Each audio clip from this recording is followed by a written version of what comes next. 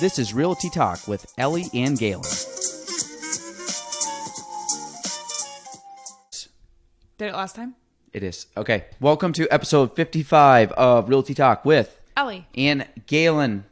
We're back. We're going to do this fairly quick. The only thing we're going to mention is that I recognized that Ellie changed her hair today, so that's good. Good day. I was observant. Very proud of you. Okay. John didn't. I cut off 10 inches and he didn't notice.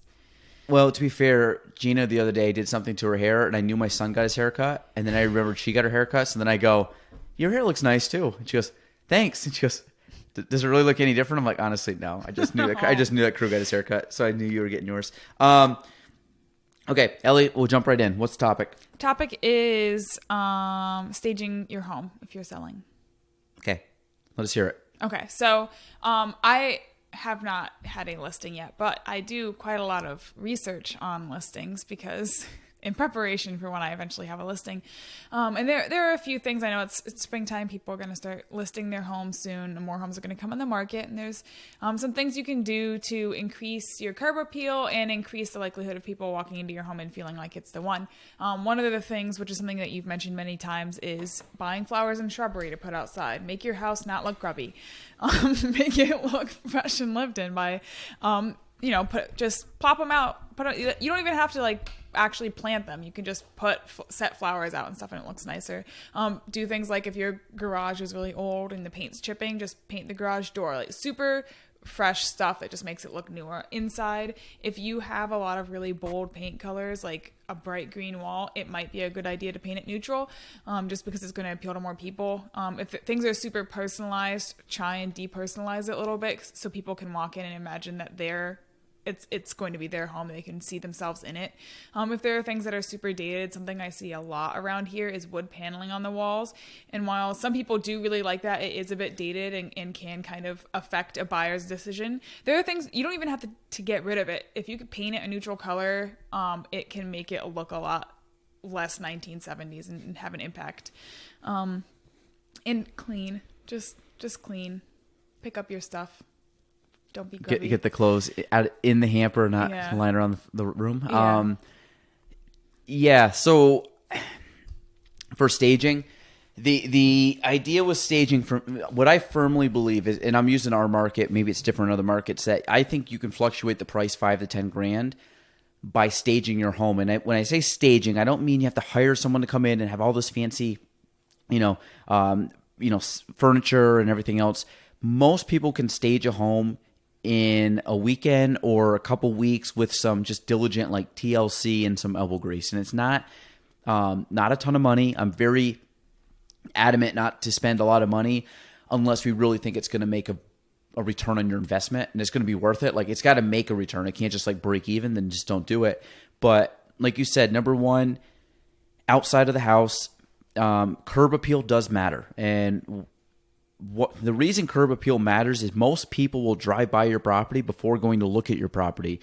If they drive outside, they see a shutter falling off, or they see the house is dirty and not power washed. There's overgrown trees. There's toys and bikes and stuff tossed all over the yard. People don't get that inviting nature or feel that I want to go see that house. So clean up your yard. Make sure there's no scrap and junk and piles all around. If you got vinyl siding, like stucco, things like that, things that you can power wash the outside of the house if it looks dirty. Clean out your gutters, take out leaves that might be looking like they're overgrown or you have stuff all over the place. People have painted their front door, a bright color. First thing you see usually is your front door when you walk in. If your deck is all chipped and stained, try, if you can, depending on the weather, paint and stain the deck. Makes a huge difference. Pulling out dead bushes and plants and things like that, 100%. Putting new mulch down is a big one. And then, the other thing too is go buy some pavers and lay some pavers down and kind of make a boundary a little bit for your mulch and then put the mulch in. That right there automatically increases, the curb appeal and getting people in the house. And my big thing, now we go into the inside of the house. The biggest thing I tell every client is make sure your house is hotel ready. And I say hotel ready because it's a very quick thing. You can remember it And it's easy to think about. Everybody stayed in a hotel before. What does the hotel look like when you walk in? It doesn't have clothes on the floor. The garbages aren't full. There's not food on the counters. There's not a dishes dog in running the around. Yeah, there's not dishes in the sink. There's not dog toys lying around. It doesn't smell. It's vacuumed. It looks presentable. The countertops are cleaned off. I treat every room like you're going into a hotel room, and try your best. If you have kids, we get it. You have kids, but at the end of the day, you still have to focus on trying to make it look as nice as possible. I know ideally it's an inconvenience, but trust me, when you make more money, it won't be that bad of an inconvenience when you do. So really, really try your best to do that. And that means countertops cleaned off except for the necessities. If you have a toaster that you use every single morning, you can leave it out. If you have a mixing bowl that you use once a month, put it away. You don't need it. Put it in the basement somewhere. Garbages, make sure garbages are empty for showings. I'm big on turning all the lights on for showings, even in the daytime. It's more presented. Light is better than dark. I'm trying to think, wipe off appliances, make sure they shine. If you have like a hard top counter, granite or something like that, take like an all-purpose cleaner and spray it down and shine it up a little bit. Dog food. Try to hide the dog toys and dog mats and dog food and cat litter boxes and stuff like that, or clean out the cat litter box. Bath mats.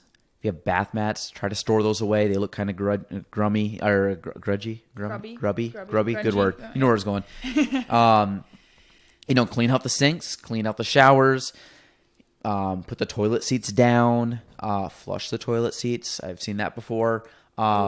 Yeah, true story. And so all that stuff.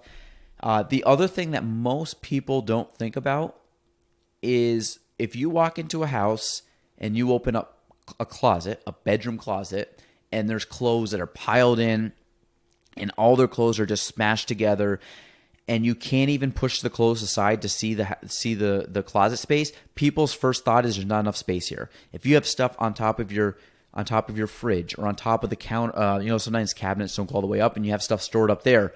Perception, they don't have a lot of storage, which is true. If you open up the cupboards and it looks like things are like you have water bottles that are going to fall on top of you, take like majority of that stuff out. You don't need it. You don't need 16 plates. You need 5-6 plates. You're fine. And you don't have stuff in the dish or in the sink or draining rack. Dry them off, put them away, keep everything clean. Anything else you can think of? This is just something that I've noticed from working with buyers, and I have read it a few times. I don't know if it applies in this area just because homes tend to sell lower than they do in a lot of other like metropolitan areas. But something I have noticed with buyers is if you have the money to throw around with it, I think you would get a return on new appliances in the kitchen. I've had buyers walk away from something because the kitchen just doesn't look updated enough, and having a newer appliance, and you don't even necessarily have to buy a brand new one, but just updating stuff a little bit can have a really big impact on how buyers feel about. And kitchens, I find kitchens and living rooms and master bedrooms are like the top 3 things that will make or break if someone feels like they're going to go for the place. Yeah, and your most expensive is going to be kitchens and bathrooms. So, like you said, finding things that, even buying like a $300, $400, $500 vanity set, like, I'm talking about, like the sink and all that, and putting that into the bathroom. And us even putting down, like right now, bathrooms very popular to have like the white wainscoting with the molding and putting colors above that, like a blue or a light neutral color. I mean, doing that with like you can do some of the you can do like a laminate floor, but typically like in there you could have just even like a nice laminate flooring that's not nice laminate, or like even like a linoleum, like a newer linoleum floor that's not it doesn't look like it came from the 60s or 70s. Like one that, there's some nice ones out here that have like patterns that replicate maybe like a tile look. You can do that too. And that I think would increase the value depending on how much money you have. It depends on the budget. Like we just closed on a home. I had them remodel their main bathroom because it needed it. Like it was that bad where it's like, there's a lot of good things in the house, but and they did it fairly cheap. They had some people like, family members and stuff that could do the work. I think doing the prep work, like I have a listing appointment tomorrow, and they said they wouldn't be ready for photos, and which is fine, but Yeah. or they wouldn't be ready for photos, but could they list the property? And I was just saying in our team meeting, I don't like rushing to get a house on the market if it's not ready. So if you're not in a position to take photos on a house, I don't think you're in a position to actually show the property.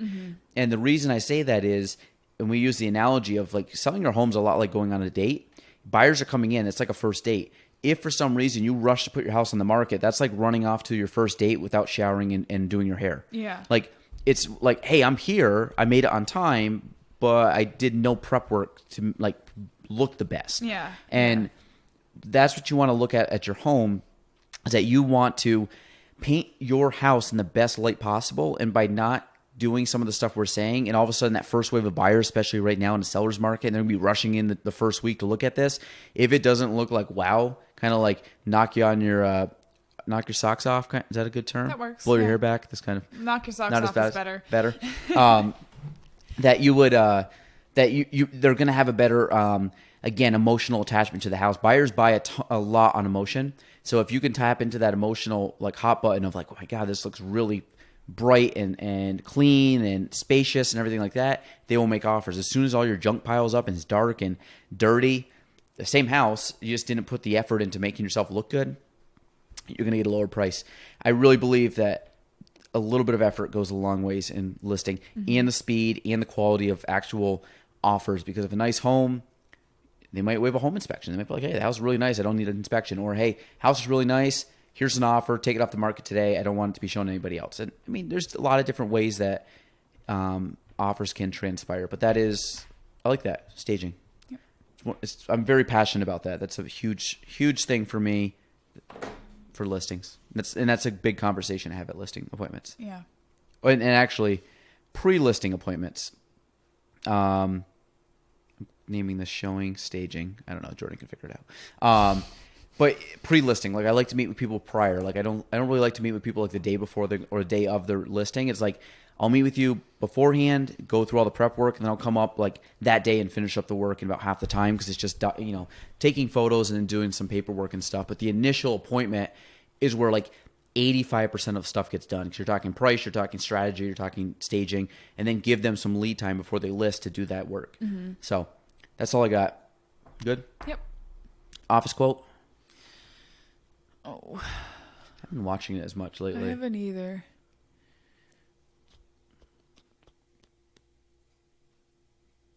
Just got very quiet. So one of the, okay, I'll go first. Remember when they got stuck and they were all staying late to get done a project, and they had locked the gate, and they were all sitting there and trying to call, was it Hank? Yep. And all of a sudden he's like ringing the phone, like, what's his name? And nobody could figure out his name. And finally Jim gets on the phone. He's like, hey there. Was it pal or buddy or Hey champ? there, guy. Was it guy? Yeah, it was one of those generic names, and it was Hank, and then he ended up coming.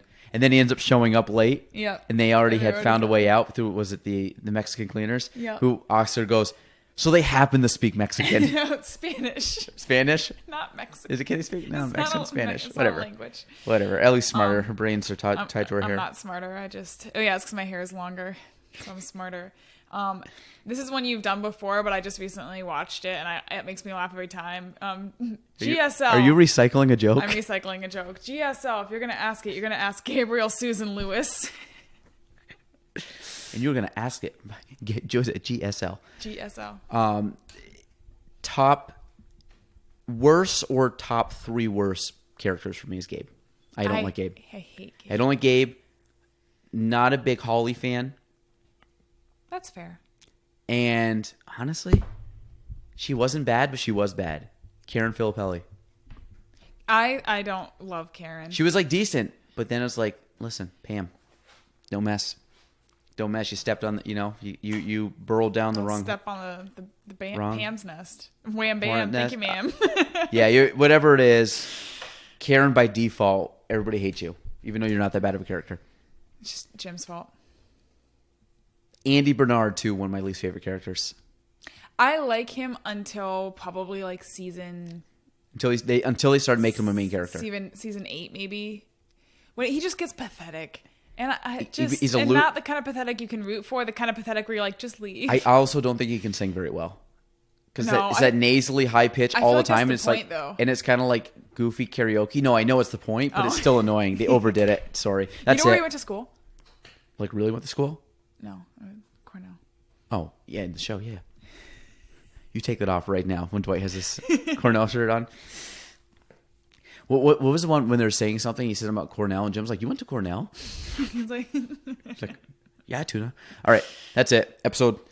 55. Ooh, double nickels. And any Plattsburgh residents, Ellie's probably too young for this, but double nickels, you know the reference. Shout out, WPTC. All right, bye.